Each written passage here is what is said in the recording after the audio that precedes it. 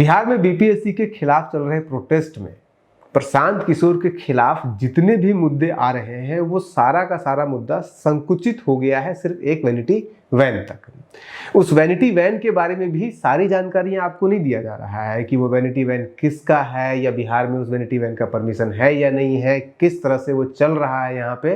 लेकिन आज हम आपको वो भी बताएंगे, लेकिन उससे ज़्यादा इंपॉर्टेंट आज हम आपको उन मुद्दों के बारे में बताएंगे जो प्रशांत किशोर से संबंधित है। जो विपक्ष है, जो भी प्रशांत किशोर का विरोध कर रहा है, उनका क्रिटिसिज्म कर रहा है, उन्हें इन मुद्दों को उठाना चाहिए, क्योंकि प्रशांत किशोर इन मुद्दों के ऊपर इतिहास में पहले फंस चुके हैं, लेकिन उन मुद्दों को कोई नहीं उठा रहा है। उदाहरण के लिए सुशील मोदी 2016-17 में ये मुद्दा उठाए थे प्रेस कॉन्फ्रेंस करके, लेकिन आज बीजेपी के भी लोग उसको नहीं उठा रहे हैं। उसके दो कारण हो सकते हैं, एक तो सुशील मोदी जैसा व्यक्ति अब बीजेपी के पास बचा नहीं है बिहार में, दूसरा ये भी हो सकता है कि उस समय सुशील मोदी या बीजेपी विपक्ष में थी, आज पक्ष में है, सत्ता के साथ है।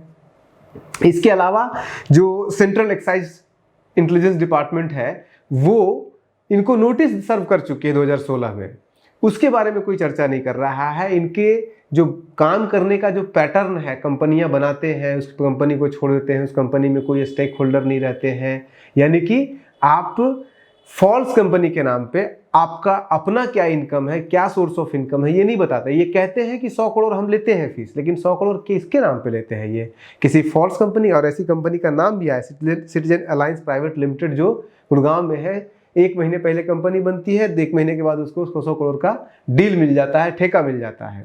ऐसे ही आप देखिएगा तो जब ये सरकार के अंदर मिनिस्ट्रियल रैंक लेते हैं, बिहार में भी पंजाब में भी, लेकिन सैलरी नहीं उठाते हैं। सारे जो फायदे हैं मिनिस्टर के, गाड़ी से लेकर के, घोड़ा से लेकर के, जितने भी पर्क्स मिलते हैं वो सब लेते हैं। क्यों ले करते हैं? क्योंकि इनकम टैक्स में इनका फिर आए नहीं, रडार में, गवर्नमेंट के रडार में नहीं आए, इनका सारा कुछ डिटेल देना पड़ेगा। फिर ऐसे बहुत सारे मुद्दे जिसको उठाया जा सकता है।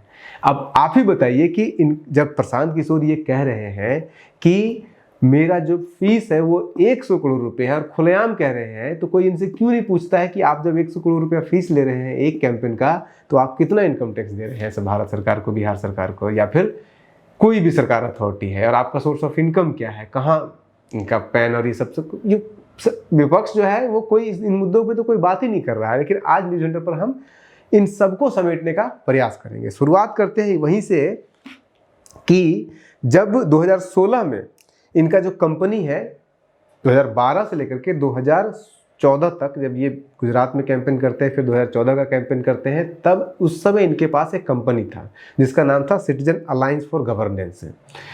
इस कंपनी के नाम पर ये पूरा कैंपेन कर रहे होते हैं, लेकिन 2014 का इलेक्शन करने के बाद नीतीश कुमार के साथ आने से पहले ये इस कंपनी को बंद कर देते हैं, इस कंपनी को अपने आप को अलग कर लेते हैं इससे। और इसके बाद जितनी भी कंपनियां बनेगी, चाहे वो आईपैक बनेगी, उसके बाद फिर और भी जो छोटी मोटी बीच का पैसा जो है ब्लैक मनी को व्हाइट मनी में कन्वर्ट करने वाला, जैसे कि सिटीजन अलायंस प्राइवेट लिमिटेड, ये 2015 में कंपनी बनती है, ये सब फॉल्स रहती है। ये बनती है सिर्फ पैसा ब्लैक मनी को व्हाइट मनी में कन्वर्ट करने के लिए, और वो सब कुछ आधा हम आपको बताते हैं। तो पहले सीएजी को देख लेते हैं। सीएजी को सेंट्रल एक्साइज इंटेलिजेंस डिपार्टमेंट ने 2016 में एक नोटिस सर्व किया और उनको कहा कि आप 2012 में ये कंपनी बनी है, 2016 तक इस कंपनी ने भारत सरकार को एक भी डिटेल अपना नहीं दिया है कि इनका सोर्स ऑफ इनकम क्या है, कितना इनकम आया, कितना खर्च किया है, कैसे इनकम आया, कहाँ से इनकम आया, कहाँ खर्च किया, कितना टैक्स दिया, ये सब कुछ इन्होंने डिटेल नहीं दिया। तो ये डिटेल मांगा गया, इसके बाद इन्होंने कंपनी ही बंद कर दिया।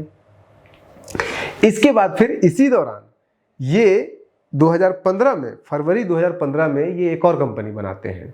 हालांकि ये अपना नाम नहीं डालते हैं, लेकिन सब जानता है कि इस कंपनी को बनाने में इनकी अहम भूमिका थी। Citizen alliance private limited, citizen alliance for governance पहले था, सिटीजन अलायंस प्राइवेट लिमिटेड अब बन गया ये।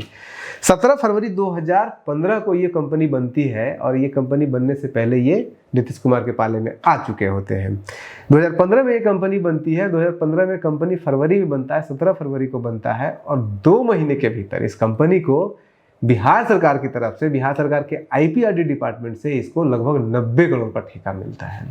एक कंपनी जिसका पेड अप कैपिटल मात्र 1 लाख रुपए है, 2 महीने पहले बनी हुई कंपनी जिसका पेड अप कैपिटल मात्र 1 लाख रुपए है, और आज भी पेड अप कैपिटल इसका 1 लाख रुपए ही है, उसको 2 महीने के भीतर 90 करोड़ का ठेका मिल जाता है। आईपीआरडी डिपार्टमेंट जो बिहार सरकार का है, जो ये ठेका देता है, बात बिहार का एक कैंपेन होता है उसको चलाने के लिए, तो वो आईपीआरडी डिपार्टमेंट का आप 2000 उसके पहले का किसी भी साल का बजट उठा लीजिए, आप उसको 4 करोड़, 5 करोड़, 6 करोड़, 7 करोड़, मैक्सिमम एवरेज 5 करोड़ के आसपास, 7 करोड़ के आसपास उसका रहता है। मैक्सिमम 7 करोड़ से ज़्यादा कभी नहीं गया था उसका बजट, पूरे साल का बजट।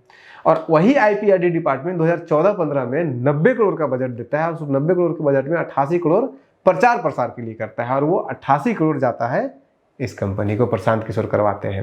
अब प्रशांत किशोर एक पैटर्न से काम करते हैं। पैटर्न उनका ये होता है कि ये कंपनी ये बन गई, इस कंपनी के नाम पे फंड ट्रांसफर करा दिया गया, ठेका दे दिया गया कि बिहार सरकार ने इस कंपनी को इस कैंपेन के लिए ठेका दिया, और वो ठेका बेसिकली होता है कि पार्टी का चुनाव से जस्ट पहले ये करते हैं किसी भी राज्य में, वो पार्टी का प्रचार बेसिकली होता है। जैसे अभी अभी आप देखिएगा कि जो नीतीश कुमार बिहार यात्रा पे निकले हुए हैं और तेजस्वी यादव बार बार कह रहे हैं कि 150 करोड़ 200 करोड़ रुपए बर्बाद किया जा रहा है, देश की जनता का, बिहार सरकार का सरकारी पैसे का इस्तेमाल किया जा रहा है नीतीश कुमार का चेहरा चमकाने के लिए, पार्टी का चेहरा चमकाने के लिए, चुनाव को प्रचार करने के लिए।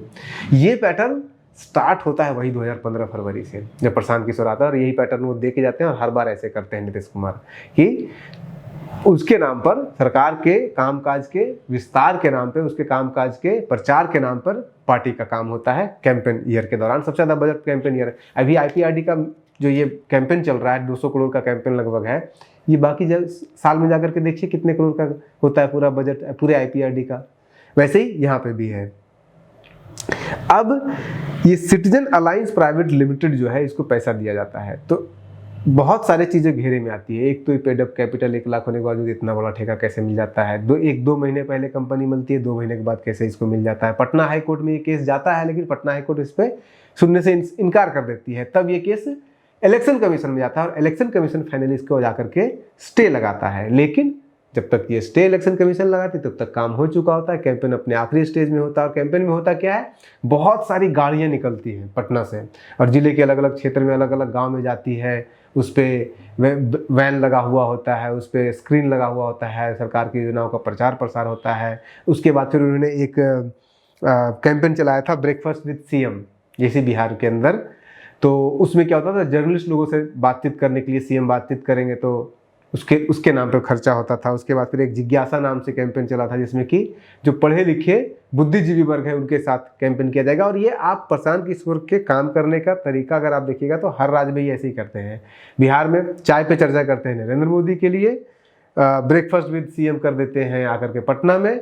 उसके बाद फिर जब पंजाब जाते हैं तो कॉफ़ी विद कैप्टन करते हैं। उसके बाद ये जाते हैं आंध्रा जाते हैं तो वहाँ पे वॉक विद जगन कर देते हैं कैंपेन। तो ये इनका पैटर्न है कि समाज के अलग अलग तबके के जो इन्फ्लुएंसर कैटेगरी है उनके साथ सीएम का, पार्टी का इंटरेक्शन कराते हैं, दोनों के बीच में एक कोऑर्डिनेशन बनाते हैं, दोनों के बीच में आपसी सुलह करवाते हैं ताकि कैंपेन में उनका सपोर्ट मिल सके उस समाज के उस तबके से। और इस पूरे प्रोसेस में बिहार @2025 के नाम से एक विजन डॉक्यूमेंट बनना था, लेकिन वो विजन डॉक्यूमेंट आज तक नहीं बना। क्यों बनेगा? क्योंकि इलेक्शन कमीशन ने तो उस पर स्टे लगा दिया, तो आज तक रिपोर्ट बना ही नहीं। बाद में चल करके अंदरगुप्त यूनिवर्सिटी 2023 में जाकर के इसके ऊपर एक छोटा सा रिपोर्ट बना करके सबमिट करती है, ये चैप्टर क्लोज किया जाता है। इस तरह के आपको और भी मामले मिलेंगे। उदाहरण के लिए जब बिहार में सरकार बन गई, बिहार में महागठबंधन की सरकार बनी, तो इनको मिनिस्टर रैंक का पद दिया गया। हालांकि इन्होंने सैलरी नहीं लिया। सैलरी क्यों नहीं लिया? क्योंकि सैलरी लेंगे तो बिहार सरकार ज़्यादातर जगहों पे नियम ये है कि सारे मंत्री अपना पूरा प्रॉपर्टी डिटेल, इनकम, लोन, सब कुछ का डिटेल देते हैं सरकार को, हर साल देना होता है। इन्होंने सैलरी लिया ही नहीं, सारे पक्ष उठा लिए। पक्ष का मतलब जितनी भी फैसिलिटीज़ मिलता है सरकार को, मंत्री को, वो सारे उठा लिए, लेकिन सैलरी नहीं लिया। सेम पैटर्न इन्होंने किया जब पंजाब गए, पंजाब जीते, और पंजाब जीतने के बाद पंजाब सरकार में मिनिस्ट्रियल रैंक इनको मिल गया। दिल्ली सरकार भी इनको मिनिस्ट्रियल रैंक देने के लिए तैयार थी। इसी दौरान सुशील मोदी ने एक और प्रेस कॉन्फ्रेंस किया था और उन्होंने कहा था कि ये प्रशांत किशोर बिहार में मिनिस्ट्रियल रैंक का पद लिए हुए है और जाकर के पंजाब में कैंपेन कर रहा है, बिहार का कोई काम नहीं कर रहा है, तो इनको हटाया जाना चाहिए। और उसके बाद ही इनको हटा करके फिर 2017 में चले गए थे पंजाब। तो इनका जो पैटर्न है, अपने बारे में, अपना इनकम का सोर्स, अपना इनकम का एक्सपेंडिचर क्या है, लोन क्या है, प्रॉपर्टी क्या है, आपको कहीं पता नहीं चलेगा। अभी तक हमने जितना ढूंढा, हो सकता है कि आप में से किसी को पता है तो हमें बताइए। हम तो हर तरह से प्रयास कर लिए, इनका प्रॉपर्टी डिटेल, इनकम डिटेल कहीं आपको पता नहीं चलेगा, या एक्सपेंडिचर डिटेल, कितना टैक्स सरकार को देते हैं, कितना इनकम होता है, कुछ नहीं पता चलेगा। और ये ये बहुत ही कैलकुलेटेड ढंग से चीज़ों को ये करते हैं, इसीलिए उसको आराम से ये सरकार को बेवकूफ़ बनाने में सक्षम होते हैं इसमें। ये दूसरा जो इनका पैटर्न है, जो मैंने कहा, CAG पहले बनाया, डिसऑन कर दिया, फिर IPAC बनाया, डिसऑन कर दिया, बीच में सिटीजन अलायंस प्राइवेट लिमिटेड बनाया, डिसऑन कर, हालांकि कंपनी आज भी चल रही है अगर आप सर्च कीजिएगा तो, उसको डिसऑन कर दिया। अब जो है वो जितनी सारी कंपनियां कैंपेन कंपनी चल रही है, जैसे कि डिजाइन बॉक्स वगैरह है, उन सबसे इनका बहुत क्लोज है, क्योंकि जितने भी लोग आज के डेट में हिंदुस्तान के अंदर इस तरह के काम कर रहे हैं, जिस तरह का काम प्रशांत किशोर करते हैं, वो कहीं ना कहीं प्रशांत किशोर से लिंक्ड है, और वो सब लोग इनके लिए काम कर रहे हैं, और उसमें बहुत सारी कंपनी है, और उस कंपनी का जुड़ाव आपको साफ साफ दिखेगा ये जो वैनिटी वैन है उसके साथ ही। वैनिटी वैन की क्या कहानी है, उसको आप ऐसे समझिए कि वैनिटी वैन, एक तो आप नंबर से अगर आप देखिएगा तो नंबर उसका साफ साफ दिखा रहा है कि ये यहाँ की कंपनी नहीं है, ये बिहार का गाड़ी नहीं है। उसका नंबर जो है वो है आपका PB13AY9000, यानी कि PB का मतलब पंजाब की गाड़ी है ये। अब ये वैन जो है वो Sun Star Sales and Distribution Private Limited के नाम से है, ये पंजीकृत किया हुआ है, उसका नंबर भी आप स्क्रीन पे देख सकते हैं। और इस कंपनी के 3 डायरेक्टर हैं, सुशील कुमार सिंह, रूबी सिंह और अशोक बहादुर। इस कंपनी का अभी देखिए कितना ये सातिराना ढंग से करते हैं। इस कंपनी में आपको कहीं कुछ नहीं मिलेगा, लेकिन इस कंपनी से रिलेटेड और जो कंपनी है, जैसे ब्रदर कंपनी, सिस्टर कंपनी होता है, उसमें जब आप जाइएगा तो उसमें आपको एक कंपनी मिलेगी SCCI प्राइवेट लिमिटेड, और इस कंपनी के सेक्रेटरी जो है वो है Sharad Kumar Mishra. ECI Election Commission of India का ऑडिट डॉक्यूमेंट में प्रशांत किशोर की पार्टी के जन स्वराज के अध्यक्ष हैं ये व्यक्ति, और इस कंपनी में ये कंपनी के सेक्रेटरी हैं। ये इलेक्शन कमीशन ऑफ इंडिया के ऑडिट डॉक्यूमेंट में प्रशांत किशोर की पार्टी जन स्वराज के ये अध्यक्ष लिखा हुआ है इनका नाम। उसके बाद इसमें मैनेजिंग डायरेक्टर कौन है, उदय सिंह। ये उदय सिंह कौन है, पूर्णिया के पुराने सांसद, NK सिंह पूर्व राज्यसभा मेंबर, बीजेपी के राज्यसभा मेंबर, उनके भाई पूर्व सांसद हैं, ये खुद रह चुके हैं, बीजेपी से रह चुके हैं, ये इनके हैं। इसके बाद इसके डायरेक्टर कौन है, अशोक बहादुर और अभिनव सिंह। उदय सिंह के बारे में आप समझ सकते हैं, आज तक उनका परिवार जो है वो BJP से ही जुड़ा हुआ है। अब उदय सिंह की कंपनियों को अगर आप देखिएगा, डिटेल खंगालिएगा, तो उदय सिंह की कंपनी के ऊपर 4 अलग अलग कंपनियां खुली हुई है, जिसमें से एक कंपनी जो है वो Joy of giving global foundation, इस नाम से कंपनी है ये। इस कंपनी के वर्तमान में जो डायरेक्टर है वो है उदय सिंह, शरद कुमार मिश्रा और अभिनव सिंह।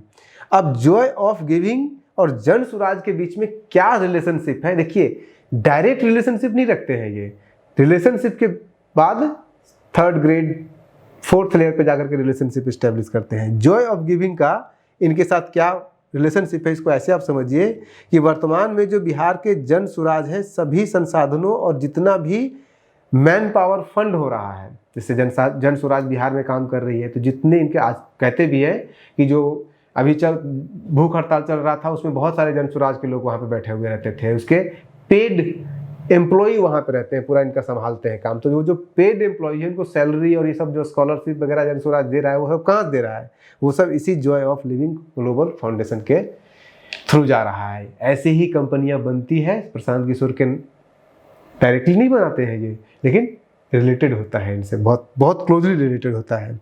और ये प्रशांत किशोर के द्वारा फेलोशिप चलाया जा रहा है, उनके द्वारा एम्प्लॉय जो है उनका खर्चा, फेलोशिप का खर्चा, कार्यालय का खर्चा, और जितने भी कर्मचारी हैं सबका जो खर्चा है, जो सैलरी है, वो सब इसी जॉय ऑफ लिविंग फाउंडेशन से आता है।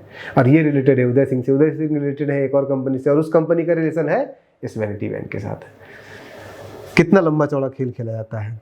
एक और दिलचस्प तथ्य इसके बारे में जान लीजिए कि जॉय ऑफ लिविंग फाउंडेशन से जुड़े हुए कुछ और लोगों को अगर आप खंगालिएगा तो एक और उसका पहलू निकल के सामने आता है। उसमें ये सामने आता है कि गौरव भाटले इसके मेंबर हैं, और गौरव भाटले अदानी ग्रुप के भी मेंबर हैं। लंबा चौड़ा है, हम किसी कंक्लूजन पे कहना बड़ा मुश्किल है इसके इनके आधार पे, लेकिन एक थॉरो इन्वेस्टिगेशन की ज़रूरत है। विदाउट गवर्नमेंट एजेंसी के ये इन्वेस्टिगेशन नहीं हो सकता है। और सबसे बड़ा सवाल जो उठता है कि आखिर प्रशांत किशोर के ऊपर या उनके किसी भी रिलेटेड कंपनी के ऊपर आज तक कभी कोई ईडी का, सीबीआई का, अगर बीजेपी कितना खिलाफ है ये, तो आज तक ईडी सीबीआई किसी का छापा क्यों नहीं पड़ा है इनके किसी भी कंपनी, तो आईपैक के ऊपर, ना सीएजी के ऊपर, ना इनके जॉय ऑफ लिविंग फाउंडेशन या किसी भी कंपनी के ऊपर छापा नहीं पड़ा है। आप इन सवालों को उठाते रहिए, हम तो उठाएंगे ही। बने रहिए न्यूज़ हिंटू के साथ। नमस्कार।